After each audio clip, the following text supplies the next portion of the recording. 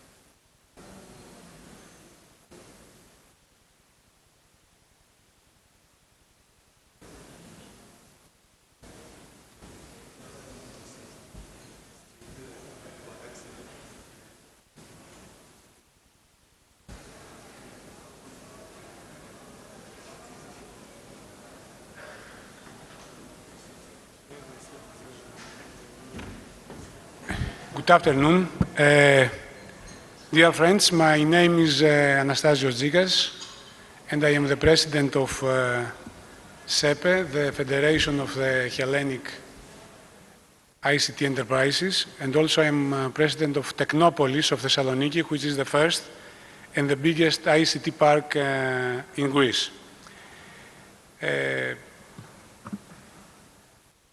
First, I would like to thank you all for being here, and especially the organizers and Mr. Papaxanthis for the invitation. It's a real honor to me to be here. I would like to give you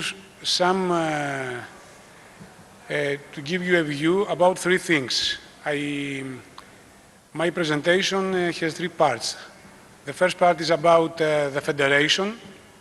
The second part is about the Greek ICT market, and the third part is about the European digital agenda. Perhaps as you know, SEPE is the federation of, as I have said before, of the Hellenic ICT enterprises.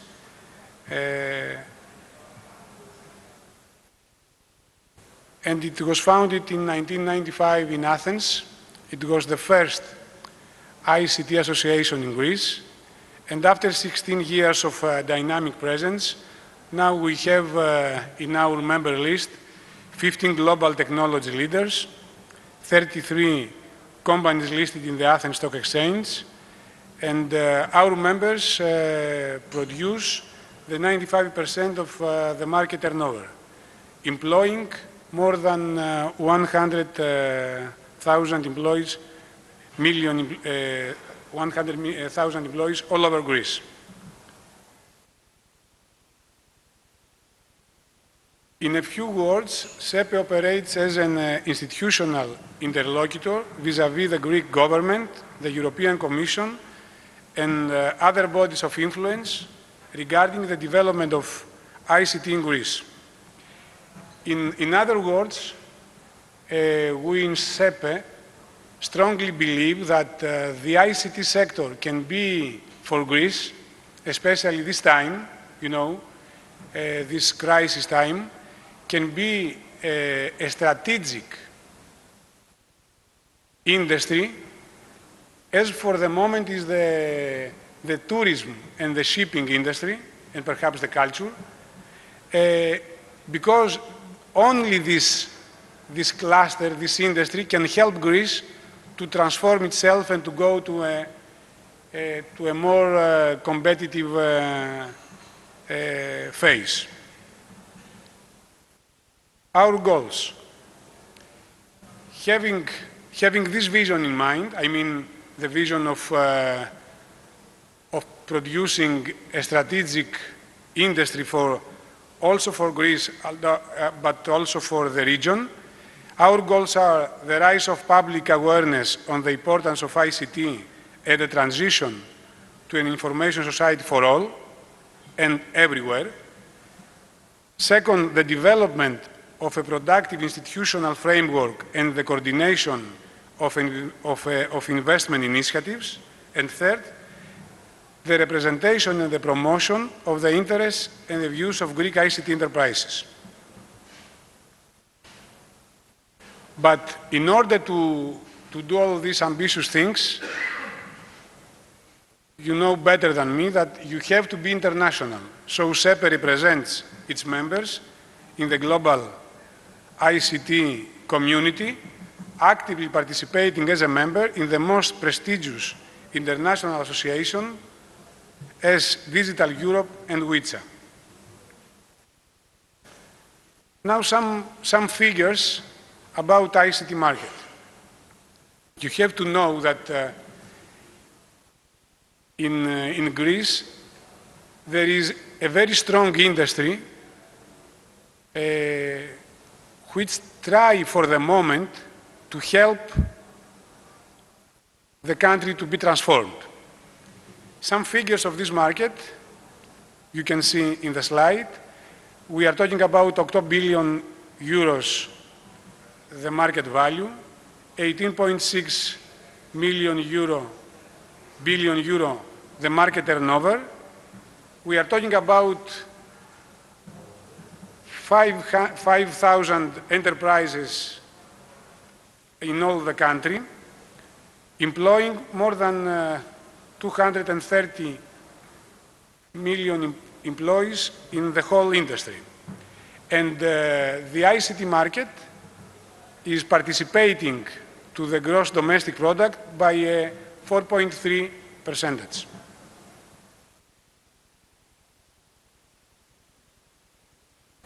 In this slide you can see that because we live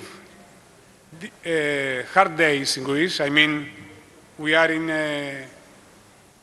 a decrease period, you can see that from 2008 to 2011 there is a decrease in the market value from 10 billion euros.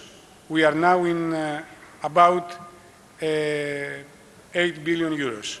We hope that next year will be sure better than the last year, because all this atmosphere about the crisis, we think that will help the country to invest more in ICT sector.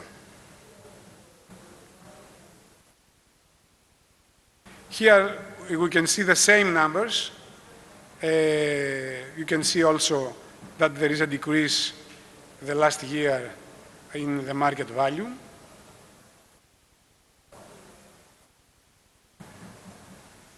Regarding the segmentation of the market, in the left, in the pie chart on the left, you can see that most of the companies, and 86% is IT companies, and only 14% has to do with telecommunications. In the pie chart on the right, you can see that concerning the turnover, 58% it has to do with telecommunications, and 42% has to do with IT business. And the majority of the enterprises have their headquarters in Athens. You can see about 80%, and the rest in Thessaloniki and the other regions. So you can see that the economy, the national economy, is very centralized, having to do especially with business in Athens.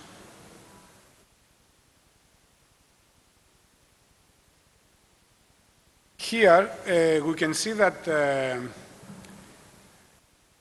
concerning the IT services in Europe, which is 20%, in Greece we have a long way to go in order to catch the European standard. You can see that IT services in the country are only 10%, so it's a weakness, but also it's an opportunity. You can see that we can hope that next years things will be better. Now, about digital agenda for Europe. I am in ICT business for more than 20 years. It's clear to me that we can't have national strategies without a European umbrella. And I think that the last digital agenda for Europe that the European Commission has adopted is that what we need. And this agenda, I think, the overall aim of the digital agenda is to deliver sustainable economic and social benefits from a digital single market based on fast and ultra-fast internet and interoperable applications. To achieve this, the digital agenda makes proposals for actions that need to be taken urgently to get Europe on track for smart, sustainable, and inclusive growth.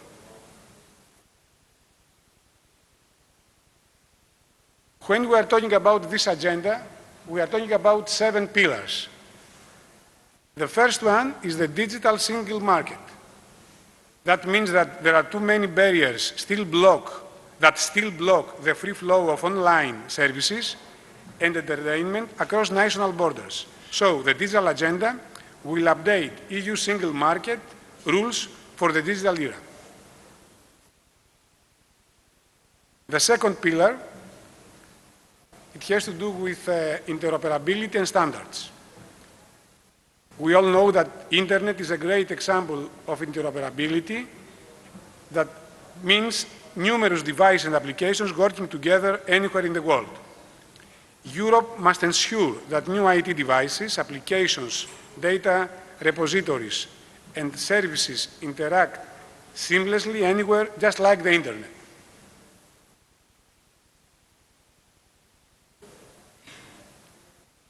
Pillar number 3.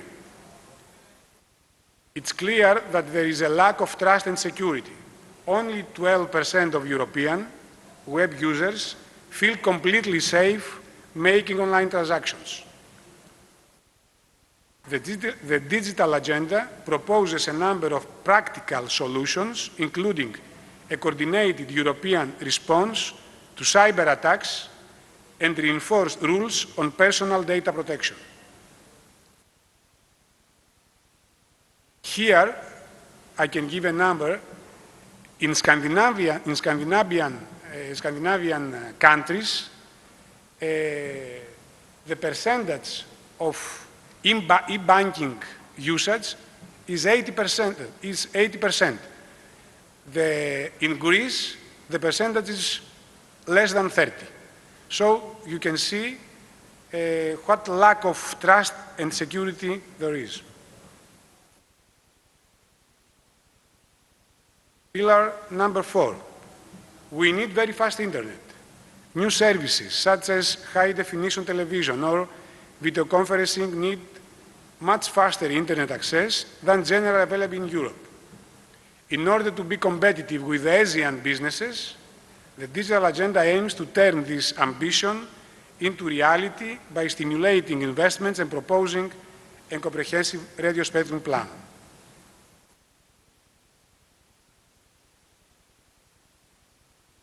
Pillar number 5, research and innovation. In order to attract Europe's best minds to research, world-class infrastructure and adequate funding are crucial. The best research ideas must be turned into marketable products and services. The digital agenda seeks to maintain Europe's competitive edge through increased coordination and elimination of Europe's fragmented efforts. That means that if we want to be competitive, especially with the United States, we need to spend more in research and innovation. The sixth pillar is to enhance its skills. The real thing is that over 50% of Europeans use the internet daily, but 30% have never used it at all. As ever more daily tasks are carried out online, all our people need enhanced digital skills to participate fully in society. The digital agenda tackles this unacceptable digital divide.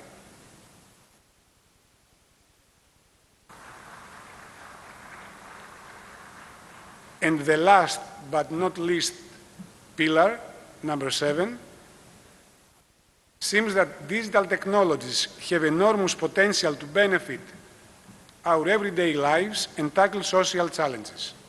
That means that with digital agenda, we can focus on ICT capability to reduce energy consumption, support aging citizens' lives, revolutionize health services, and deliver better public services.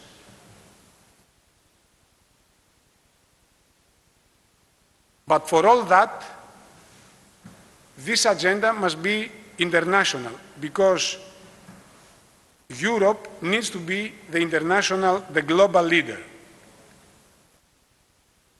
Before I finish, I would like to say just a few words about what we experience now in our country. I think you all have heard about the Greek crisis, or the Euro crisis, or the European crisis. The thing is that Greece, and we are committed in that, I mean all the businesses and the society, we think that the real thing is to try to transform the public sector in our country and the culture, the mental in our country, using a very strong ICT sector that exists in Greece. So we think that in order to transform our country, the component for that is a very fresh industry that can help Greece to go ahead. This is the message from my presentation. Thank you very much.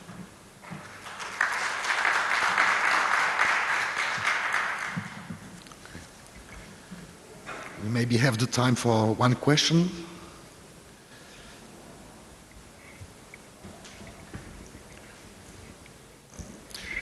No questions. So maybe in the rest of time, we move to the next speaker, since we have a lot of speakers here. And actually, it will be a joint presentation on DNSSEC made by Utimaco, Martin Oxo, and it will be followed by his colleague from NASC.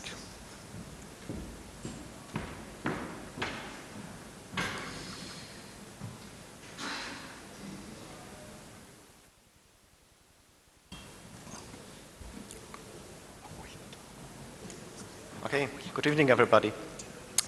My name is Martin Oczko, and I'm working for the HSM business of Utimaco, based in Germany.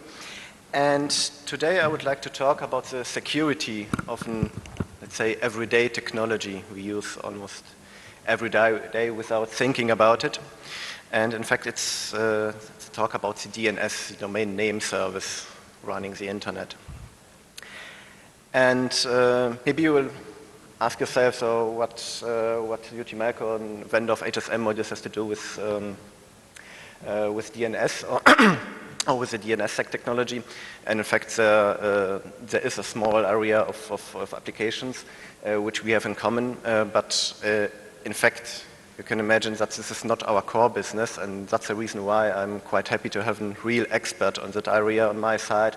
It's Krzysztof Olechik from the NASC. It's the research institute in Poland responsible for the registration and the execution of the domain registration services of the top-level domain in Poland.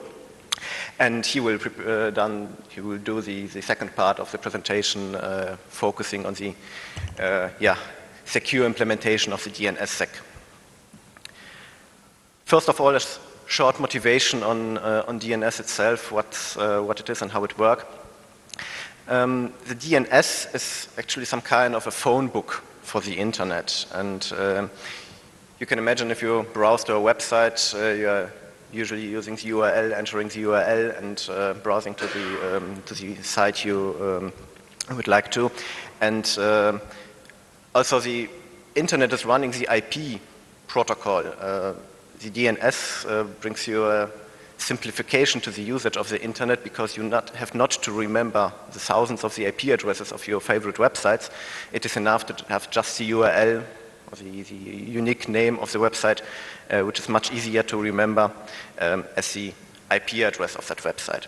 And the importance of the DNSSEC should be more obvious just when you imagine that there's also the idea of IPv6, which is, which provide much longer IP addresses, and recalling such IP addresses each time you would like to browse to a website is, I think, obviously not a good idea. How does the DNS protocol actually work?